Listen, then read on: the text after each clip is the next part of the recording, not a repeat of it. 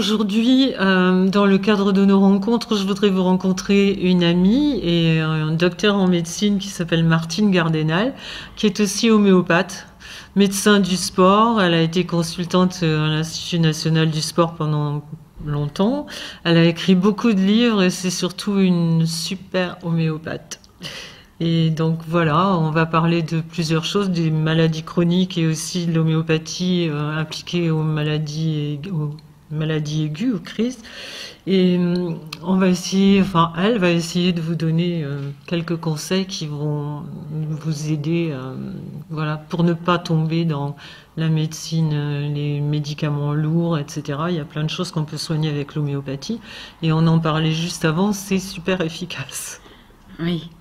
Oui, c'est très, très efficace. Merci Claire de cette présentation. Et c'est vrai que depuis un certain nombre d'années, dirons-nous, je suis donc médecin homéopathe.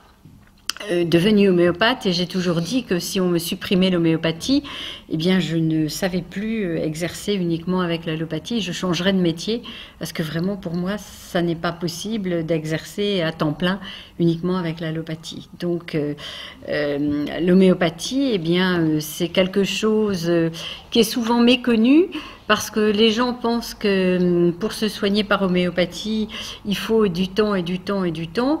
Et moi, je m'étais fait une spécialité aussi de tout ce qui était pathologie aiguë, c'est-à-dire 42 fièvres, c'est-à-dire un début de mal à l'oreille, une bronchite, une angine, une gastro, etc., etc. Et quand on connaît bien l'homéopathie, et je voudrais insister là-dessus, tout le monde devrait aujourd'hui connaître l'homéopathie de base. C'est pour ça que j'ai écrit plusieurs livres tout à fait grand public et qui ne sont pas des ouvrages de compilation, mais des ouvrages de pratique, puisque j'ai quand même exercé plus de 35 ans, presque 40, donc j'ai eu le temps de me faire une vraie expérience, et j'avais jusqu'à 60-80 appels par jour, et donc je connais bien l'homéopathie aiguë, et que j'ai beaucoup enseigné. Et si on connaît bien l'homéopathie aiguë, on a une réponse immédiate. Et moi, l'autre jour, j'étais très très fatiguée, j'ai pris froid. Donc subitement, je me suis mise à trembler, ce qui correspondait à aconite. J'ai pris aconite, les symptômes se sont transformés, j'ai le nez qui a coulé, début de rhume, j'ai pris Allium Cepa. Et ça s'est terminé par un grand coup de fatigue, avec un peu les jambes en coton et puis plus envie de rien. Donc j'ai pris Gelsemium, c'est-à-dire que au fur et à mesure de l'évolution des symptômes dans la journée, eh bien j'ai modifié mon traitement, et le soir même j'étais en pleine forme et j'ai pu donc continuer mes activités sans m'arrêter, etc., etc. Donc c'est le gros avantage de l'homéopathie. Et même sur des choses comme une fièvre à 40, il ne faut pas avoir peur. La fièvre, c'est un symptôme, c'est une sonnette d'alarme, et grâce à l'homéopathie, en fonction de la fièvre, eh bien on va pouvoir donner une réponse immédiate et donc obtenir une disparition de la fièvre absolument en quelques heures et redevenir apyrétique. L'intéressant dans cette histoire, c'est que l'homéopathie va aider le corps, voilà, ou les corps, si on veut aller un petit peu plus loin dans cette démarche, va aider donc le corps à se battre tout seul, à lancer donc une attaque contre les virus ou les bactéries, de façon à pouvoir apporter une réponse. Et c'est donc le corps tout seul qui va se sortir de cette mauvaise situation, plutôt que par la voie des antibiotiques ou de la cortisone. Or, ce qui ne veut pas dire que je rejette antibiothérapie, corticothérapie, parce que ce sont des molécules qui existent, qui sauvent des vies. Je suis médecin, donc je connais les limites de ce que je fais avec l'homéopathie, mais je connais aussi les limites des antibiotiques et de la cortisone et de tous les autres médicaments, avec tous les effets secondaires que cela comporte. Et donc, avec l'homéopathie, on a l'avantage de soigner les gens, mais sans avoir des effets secondaires. Et ça, c'est très, très, très important. Et c'est très apprécié. Quand j'étais médecin d'une équipe de France, je me suis occupée d'une équipe de France pendant 8 ans. Je suis allée jusqu'aux Jeux Olympiques. Et c'était très intéressant et très apprécié, parce que d'abord, il récupérait très vite, et d'autre part, surtout, on n'avait pas de risque d'effet secondaire et pas de dopage positif non plus. Donc, on avait tous les avantages et pas d'inconvénients. Donc voilà.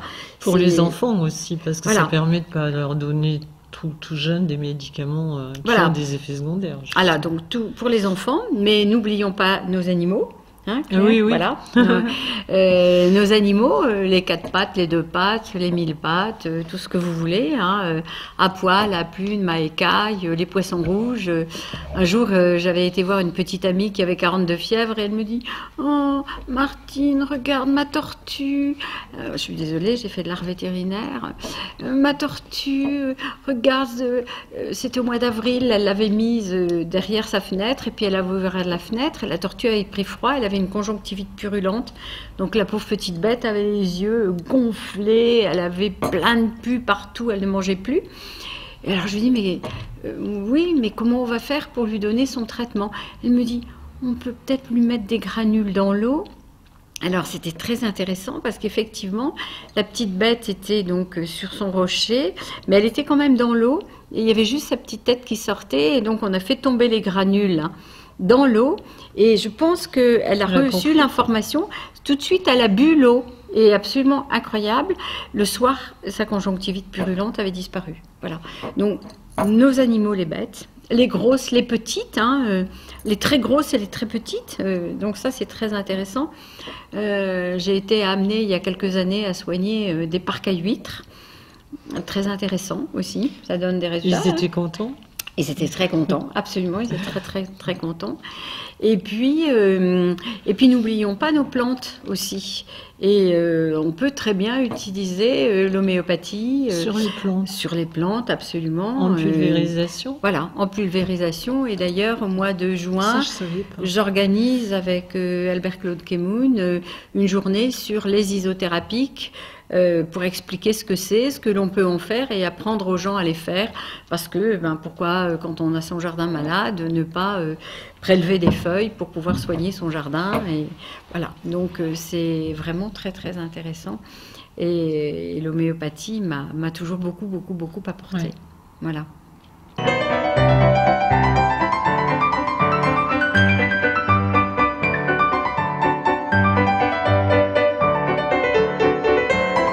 Et sur les maladies chroniques là? Alors, les maladies chroniques, c'est un petit peu plus compliqué. Et là, il faut vraiment connaître l'homéopathie.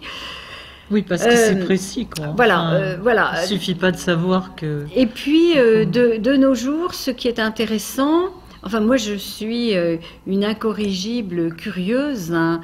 J'aime bien fouiller, aller de l'avant. Il y a très, très, très longtemps, j'avais fait un parallèle entre les chlamydiés, qui sont des méchantes bébêtes qui donnent des tas de problèmes ostéo-articulaires, pulmonaires et autres, et la polyarthrite rhumatoïde. Et j'en avais parlé donc à un ami, et donc nous avions monté une souche de chlamydier. Et chlamydier, c'est un germe. Hein. Ah, oui. Voilà, c'est un germe. Et donc, ces chlamydiers, on avait fait pousser donc, des chlamydiers. Et on les a récupérés. On a monté donc une souche de chlamydier. Et j'ai traité plusieurs personnes, dont un de mes amis qui a une polyarthrite. Et donc, on a fait de l'immunothérapie à dose infinitésimale. Et ça, vous voyez, c'est très intéressant. Ça n'est pas parce qu'on est médecin homéopathe qu'on est passéiste. Au contraire, il faut être futuriste. C'est-à-dire, plutôt que de regarder dans les rétroviseurs, moi, je préfère regarder devant, mais loin devant, et réfléchir pour justement trouver des solutions. Et grâce à ça, ce monsieur, sa maladie s'est stabilisée. Il était suivi en parallèle par un rhumatologue qui lui donnait des produits allopathiques, toute petite dose, mais sa maladie s'est arrêtée. Il n'a plus entendu jamais parler de ses articulations. Donc ça, c'est quand même très intéressant. Il n'est pas en fauteuil roulant. Et ce qui était très intéressant, c'est qu'il était suivi en parallèle donc avec un rhumatologue qui confirmait donc qu'il avait bien cette maladie. Mais voilà, et donc c'est un monsieur qui a plus de 70 ans maintenant et qui se porte comme vous et comme moi. et surtout qui n'a plus jamais été embêté par sa maladie. Donc ça fait partie des choses que moi j'adore, mais je me dis que je préfère voir des gens atteints d'une maladie chronique bien portant, même si leur maladie est quelque part en sommeil, mais on s'en moque. L'important, c'est que les gens aillent bien, et je crois que c'est ça qui est vraiment, pour moi, le plus fondamental. Bien sûr, moi, je me fais plaisir quand j'ai des résultats comme ça, mais ça permet aussi de ne pas prendre pendant des années des antidouleurs. Et puis surtout, polyarthrite rhumatoïde, on sait comment ça se termine. Tu es en fauteuil roulant. Bon, voilà, la sclérose en plaques, les maladies dites auto-immunes, c'est pareil. Par immunothérapie, puis un travail sur soi. Parce que je pense que la médecine, si vous voulez, ça n'est pas que soigner les gens. C'est parler, c'est écouter, c'est regarder, c'est entendre, c'est conseiller. Donc, c'est vrai que quand on a une maladie comme ça, c'est les mots MAUX du corps, mais en même temps les mots MOTS du corps. Que dit le corps? Pourquoi est-ce que vous faites une polyarthrite? Pourquoi vous faites une sclérose en plaques? Alors, la médecine officielle va vous répondre, c'est génétique. Oui, d'accord, ok, mais ça n'explique pas tout. Pourquoi, quand on a une pathologie aiguë, vous allez avoir plutôt un rhume plutôt qu'une angine? Voilà, donc écoute ton corps, et que te dit ton corps? Et donc, quand on a une maladie surtout chronique, c'est important de faire un travail sur soi pour voir, sur le plan émotionnel, ce qui coince, ce qui bloque, les peurs, les angoisses, les colères rentrées, de façon à justement, redevenir plus en harmonie avec soi-même, et en même temps retrouver la paix intérieure qui, la psycho-neuro-endocrino-immunologie existe, hein. Donc le lien entre le psychisme, le neurologique, l'immunité et la psychologique, tout ça, ça n'est qu'un package, hein. Et je crois que quand on a bien compris ça, avec l'homéopathie, en pathologie chronique, on utilise des remèdes qui ont une action à la fois sur le corps physique, sur le corps émotionnel, sur le corps, sur les comportements, mais également sur sans doute les corps spirituels, les corps énergétiques. Et c'est ça qui est très intéressant. On peut jouer aussi sur le transgénérationnel, sur la psychogénéalogie, et on peut, avec l'homéopathie, aider à aller bien mieux. Je pense à une de mes amies qui a, depuis l'âge de 14 ans, des problèmes cardiaques, entre guillemets. Elle a des douleurs cardiaques qui ont été explorées des centaines et des centaines de fois. On lui a dit c'est idiopathique, on ne sait pas ce que vous avez. Bon, voilà, hein, on a dit un grand mot. Et puis en reparlant l'autre jour avec elle, finalement, on en reparlait et ça s'est réveillé suite à une énorme contrariété. Elle voulait être danseuse et on lui a dit que c'était pas un métier, c'était pour les saltimbanques, etc. Et donc, elle a utilisé un terme qui, moi, m'a fait penser à un remède homéopathique. Elle a dit « je me suis soumise, j'ai plié ». Et en homéopathie, quelqu'un qui est amélioré en étant replié sur soi comme ça, c'est Colocynthis. Et Colocynthis, c'est un remède de colère.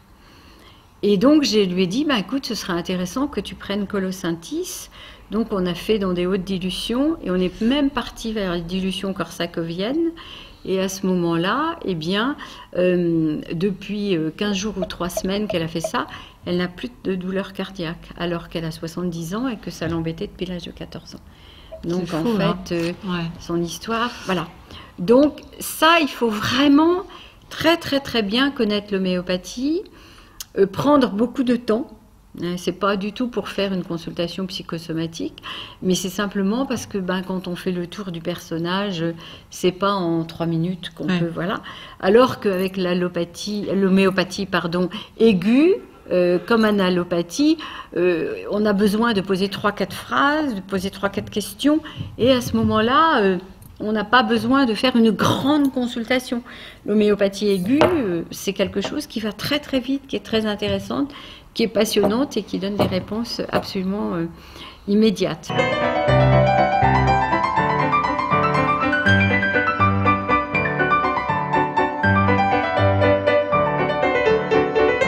Moi, je m'en suis servi beaucoup donc dans le domaine du sport, puisque j'ai eu la chance d'être médecin d'une équipe de France, de les accompagner dans le monde entier, d'aller aux Jeux Olympiques et d'avoir une consultation donc à l'Institut national des sports, l'INSEP.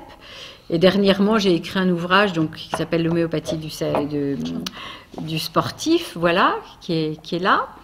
Et comme je suis bien connue dans la maison, eh bien, vous pouvez voir là que le logo de l'INSEP figure sur mon ouvrage, ce qui est un très très grand cadeau et un très grand honneur pour moi, parce que l'INSEP est sous la tutelle de 3 ministres, la jeunesse et les sports, l'éducation nationale et la santé, c'est-à-dire que j'ai eu officiellement l'agrément et la reconnaissance pour mon livre, donc de 3 ministères, et ça, j'en suis excessivement fière, parce que je crois que c'est une grande première, ce qui veut dire aussi que les mentalités évoluent un peu.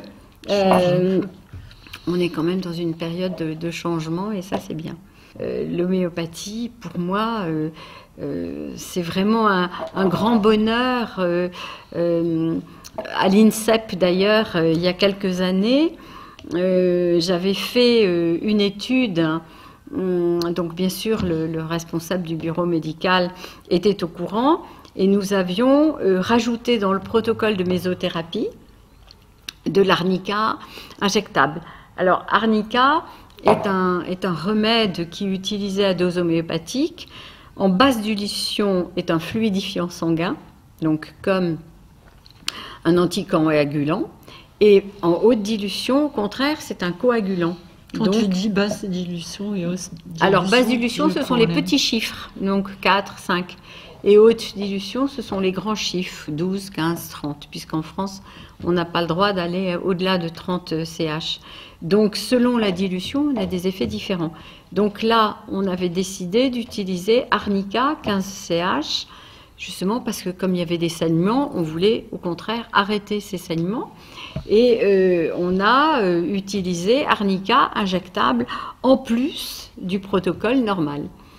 Et on n'avait absolument rien dit aux kinésithérapeutes. Et au bout de 15 jours, 3 semaines, ils sont venus nous voir en disant « Mais vous avez changé quoi, votre protocole, là ?» Parce que depuis 15 jours ou 3 semaines, les hématomes fondent comme neige au soleil, les douleurs disparaissent, donc la mobilisation se fait beaucoup plus rapidement et la reprise du sport aussi.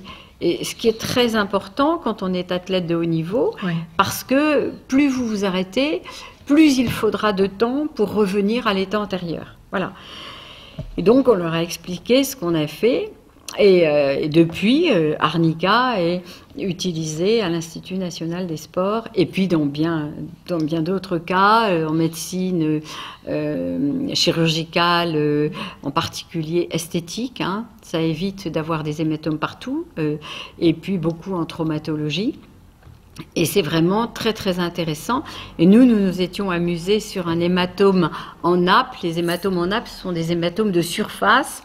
Et on avait fait donc des piqûres. Alors on avait pris juste une aiguille et on avait piqué comme ça ici, puis là, et puis là, et puis là, et puis là. Et le lendemain, alors on avait fait des photos, tu vois. Et le lendemain, alors là où on avait piqué, ben la peau était normale, l'hématome avait disparu. Et donc ça faisait comme un hématome léopard. Et on avait fait avec Jacques Lecause, docteur Lecause, une communication à la société de mésothérapie. Et ça avait été une première publication comme ça sur l'homéopathie appliquée aux sportifs. Et c'était vraiment très très très passionnant et très intéressant. Dans la mésothérapie, c'est vrai que c'est assez infini. Hein, voilà. Oui, l'homéopathie, c'est ça qui est absolument extraordinaire. C'est que ça marche très bien. On peut l'utiliser chez les nourrissons, on peut l'utiliser chez les adultes, chez les vieillards. Donc il n'y a pas d'âge, c'est pas de 7 à 77 ans. C'est même pendant la grossesse, pendant l'accouchement. Donc bien sûr, il y a des contre-indications. Enfin, il n'y a pas de contre-indication à l'homéopathie, mais il y a des limites qu'il faut connaître. Hein. j'ai toujours dit, le cancer, le premier qui dira qu'il soigne les cancers uniquement avec l'homéopathie, courage, fuyez, c'est un charlatan. Par contre, on peut tout à fait associer l'homéopathie à n'importe quel autre traitement. Alors, si vous avez une angine, c'est pas la peine de prendre et antibiotiques et homéopathie. Choisissez. Il faut savoir, ne soyez pas dans la peur. Mais par contre, dans des pathologies lourdes comme le cancer, comme un diabète insulinodépendant, comme des tas d'autres choses comme ça, on peut tout à fait associer allopathie et homéopathie. Et très souvent, on voit l'état général des gens s'améliorer, et ça c'est vraiment très satisfaisant, voire même on peut leur dire de diminuer leurs médicaments. Alors tout ça, moi j'ai toujours travaillé en bonne entente avec les allopathes, parce que je trouve que la médecine est une, on devrait pouvoir, d'ailleurs je ne comprends pas pourquoi dans tous les services hospitaliers et dans toutes les cliniques il devrait y avoir à la fois des médecins homéopathes, des ostéopathes, des acupuncteurs, des psychothérapeutes, des hypnotiseurs, etc. Parce que il faut additionner ce qui apporte du mieux-être et surtout de l'efficacité pour le patient. Et donc je crois que là-dessus, il ne devrait pas y avoir à réfléchir. Mais bon, là, le problème est ailleurs. Et c'est pas aujourd'hui qu'on va en parler. Voilà.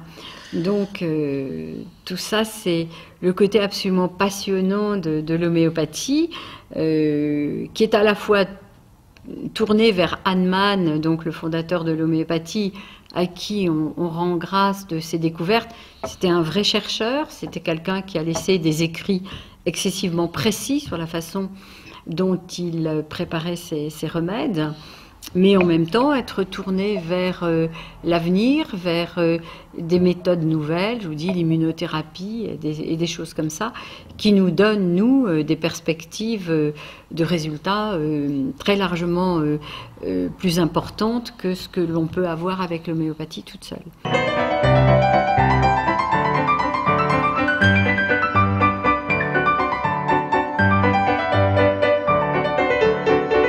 Vous allez faire des stages avec Albert Claude? Alors oui, le 5 juin, on a une journée sur les isothérapiques. On fera ce que sont les isothérapiques, et moi je ferai une partie en disant l'intérêt de savoir faire les isothérapiques, parce que surtout dans l'époque un peu bizarre que nous vivons. Voilà, tout à fait. C'est super. Moi, je l'ai fait le stage avec vous. Voilà. Et c'est vrai que c'est super important de savoir si jamais il y a vraiment une situation qu'on contrôle pas trop. C'est important de savoir comment se soigner, au moins dans les choses basiques. Mais par exemple, j'ai fait faire l'année dernière une souche. Pendant 6 mois, j'ai laissé une assiette dehors parce que je l'ai oubliée, parce que j'avais d'autres choses à faire, etc. On l'a laissé pendant plus de 6 mois dehors, et après on a récupéré la pollution, je te dis pas ce qui était déposé dans l'assiette, et on a monté une souche pollution. Et j'ai une de mes patientes qui prend ça, qui fait régulièrement 1 ou 2 bronchites, en général tous les hivers. Et bien cette année, elle a pris ces granules de pollution, et elle est passée à travers tout. Voilà.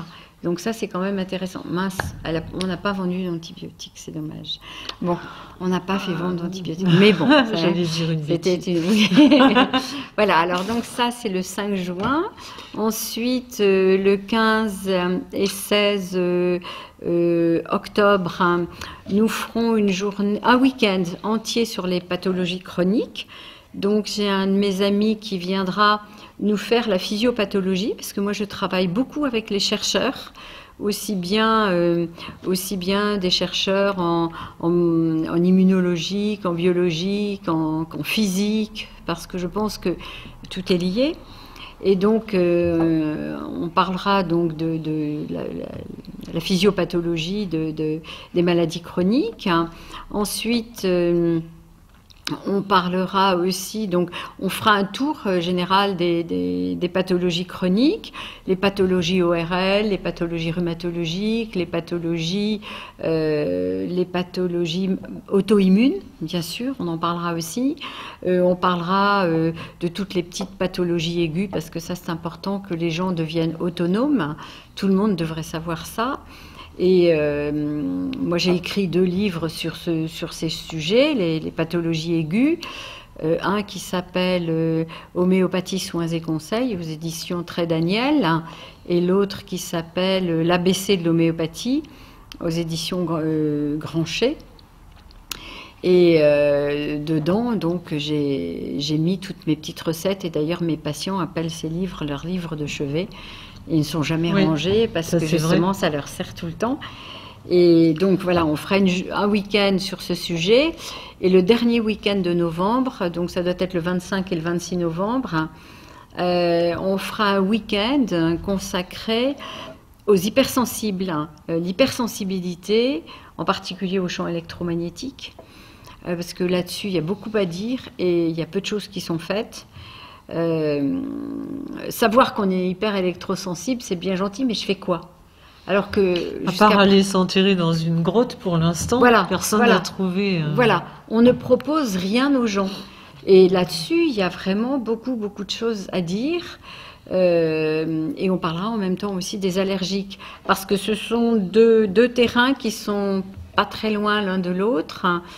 Et donc, il y a des solutions à proposer aux gens. Déjà, poser un diagnostic, parce qu'on ne l'a pas dit, mais poser un diagnostic, que ce soit en pathologie aiguë ou en pathologie chronique, c'est important. Et puis ensuite, donc, pour ces gens-là, moi, l'autre jour, j'étais en train de faire mes courses, et j'ai un petit patient qui a une mucoviscidose qui allait très très mal. Donc on était un peu sur le fil du rasoir et mon téléphone a sonné, j'ai décroché mon téléphone, j'étais dans un magasin bio, parce que là aussi il faut être cohérent avec soi-même quand on se soigne par des médecines de vie, comme sont les plantes, les huiles essentielles, l'homéopathie, etc. Pour moi ce sont mes médecines de vie. Eh bien, c'est important d'avoir une bonne nutrition, une nutrition bio. Eh bien, donc j'ai décroché mon téléphone et j'ai vu une dame qui me sautait dessus et qui arrive avec un panneau, elle me le met comme ça. Et je vois, je suis électrosensible. HES, je suis HES. Et moi, j'avoue que j'ai pas compris, j'ai pas réalisé. Alors elle m'a fait les gros yeux et puis elle a sauté dans son sac et je l'ai vue couvrir sa tête avec une espèce de capuchon comme on met quand on fait les soins aux abeilles, tu sais, les apiculteurs. Et donc j'ai réalisé qu'en fait ça veut dire hyper électrosensible, mais HES, j'avoue que je ne savais pas. Et donc après j'ai discuté avec elle et je lui disais mais qu'est-ce que vous faites? Et l'été dernier c'est pareil, je discutais avec le mari d'une dame qui est hyper électrosensible et qui vit dans une maison où il n'y a pas d'électricité, il n'y a pas de téléphone, il n'y a pas internet, elle ne sort jamais, quand ses amis viennent elle les reçoit à la bougie, enfin voilà. Et alors elle a consulté le spécialiste de la chose et on lui donne le diagnostic a été posé, mais qu'est-ce qu'on fait? Rien, on lui donne juste des antioxydants. Alors moi je lui ai parlé quand même des mesures que l'on peut appliquer à la maison. Elle ne connaissait pas, les biorupteurs ne savaient pas, faire un travail sur soi, l'hypnose ne savait pas, l'homéopathie ne connaissait pas, enfin voilà. Donc c'est là où je dis que moi qui suis un médecin, je connais l'homéopathie, mais je suis allée aussi dans d'autres disciplines pour ouvrir un peu le parapluie et puis les connaissances. Eh bien je me dis qu'il faut faire savoir aux gens qu'il y a quand même des solutions. Alors que là, mais pour moi, c'est carcéral, c'est épouvantable, hein. Parce que je crois Et, qu'aussi, on est tous de génération là, à qui on a dit que la médecine, si on a mal au pied, on soigne le pied, si on a mal Voilà. au ventre, on soigne le ventre. Mais c'est plus une médecine où le corps, où on soigne l'individu ou le corps dans son entier. C'est Et une médecine je holistique. pense que c'est ça qui est dommage, parce que Voilà. tout est connecté. Tout à fait, tout à fait. C'est pour ça que je disais tout à l'heure, les mots du corps, hein, c'est fondamental. Et à l'heure actuelle, il y a des médecins qui sont rétinologues.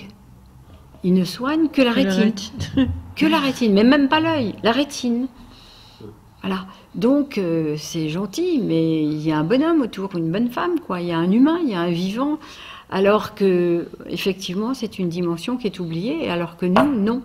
On fait toujours, je pense à un enfant qui faisait régulièrement de la fièvre, hein, et sa fièvre, c'était toujours gelzémium, parce que gelzémium est à la fois un remède de trac, mais en même temps, ça peut être un remède de fièvre.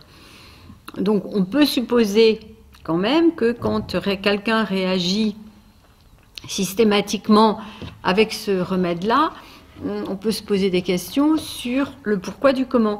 Et donc j'ai interrogé un petit peu la maman et elle a fini par m'expliquer qu'enfin l'enfant était malade chaque fois que le papa partait.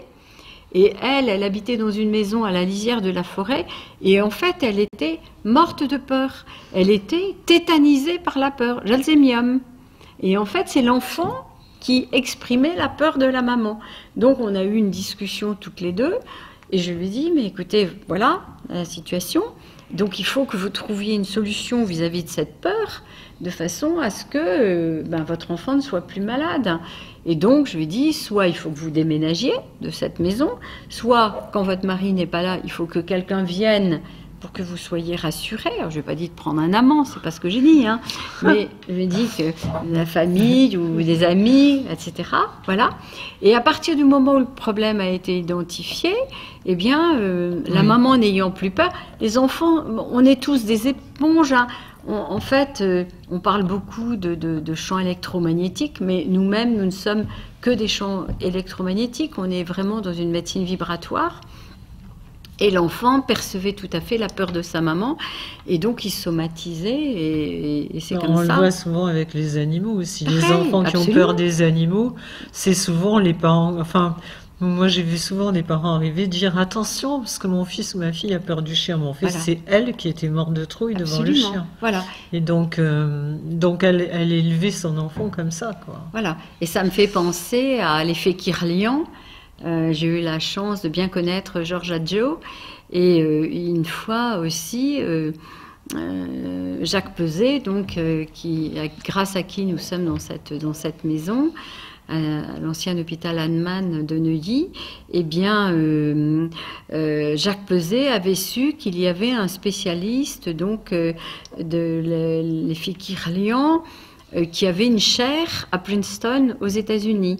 Et il était en Italie, donc il s'est débrouillé pour le coincer, hein, le faire venir ici. Et ce monsieur nous avait montré des documents assez extraordinaires, en mettant les mains comme ça, et de voir les liens dans une famille, tu vois, les amitiés, les inimitiés, même au sein d'une famille, ou la réaction des plantes en fonction de la personne qui rentrait. Si quelqu'un qui détestait les plantes, tu voyais La l'effet. plante se Voilà, recroqueviller, absolument. ouais. C'était absolument étonnant. On avait passé une soirée absolument mémorable.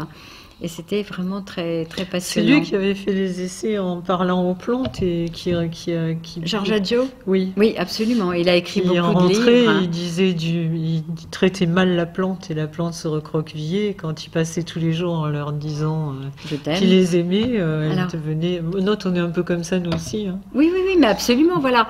Mais c'est pour dire que nous sommes sensibles aux champs électromagnétiques, les petits et les grands, voilà, donc l'hypersensibilité. Mais là aussi, on a des réponses, et au cours de ce week-end, on verra tout ça de façon... Et là, on peut faire des isothérapiques de champs électromagnétiques. Alors déjà que les homéopathes, alors moi je ne suis plus homéopathe comme je dis, mais micro-nanotoxicologue, parce que ça fait beaucoup plus savant. Mais déjà que les homéopathes sont taxer de charlatans, mais on peut tout à fait imaginer de faire des dilutions de champs électromagnétiques avec d'excellents résultats. Ça donne de très très bons résultats. On peut le faire être traité de charlatan, c'est un peu... Ça fait rien, on s'en fiche, c'est pas grave. C'est pas ça, c'est que je pense que les Mm. gens qui réagissent comme ça ne se confrontent jamais aux autres. Voilà, c'est ça que je trouve un peu dommage. Oui, mais bien sûr, mais puis je crois qu'aussi ils sont dans la peur parce que ils ne connaissent pas, voilà, ils ne connaissent pas, donc on va critiquer, c'est bien plus facile. S'il y a une aparté, Voilà. ça n'a rien à voir, mais j'ai vu l'autre jour qu'ils avaient inventé une machine maintenant aux États-Unis où le médecin entrerait toutes les données que lui donne le malade sur les symptômes, etc. Et c'est la machine qui allait faire le diagnostic. Oui, mais bonjour. Ça va être quelque chose. Hein. Courage, Fillon. Bon, voilà, merci. Écoute, merci beaucoup, Claire. Je pense que c'est important que tout le monde sache ce genre de choses. Voilà, et puis que tout le monde devienne son propre médecin pour les petits mots quotidiens. Et d'ailleurs, globalement, si on est dans cette énergie-là, si on fait attention à ce qu'on mange, à ce qu'on pense, à son cœur, mais son cœur affectif, hein, globalement, on est plutôt en très très bonne santé. C'est ce que je dis toujours. Et c'est une chose qui était bien comprise par un certain nombre de mes patients. Je dis toujours que je fonctionnais comme un médecine chinoise, c'est-à-dire remettre les gens en bonne santé et après on entretient la santé. Ce qui m'étonne toujours, c'est de voir comment les gens sont très attachés à l'entretien de leur voiture. Oui. Mais pour eux, ils ont vraiment une attitude qui est très, très négative et ça ne fait pas partie de l'éducation et c'est vraiment très, très dommage. C'est comme quand on dit, mais oui, mais manger bio, vous êtes gentil, mais ça coûte cher, j'ai pas les moyens. Non, ça coûte pas cher. Non, voilà, premièrement, ça coûte pas plus cher. Non. Et deuxièmement, je veux dire, ce sont les mêmes qui ont effectivement une super bagnole ou alors le dernier iPhone ou une tablette par enfant, tout ce qui est vraiment nocif. Et qui ne mettent pas les priorités où il faut. Exactement, voilà.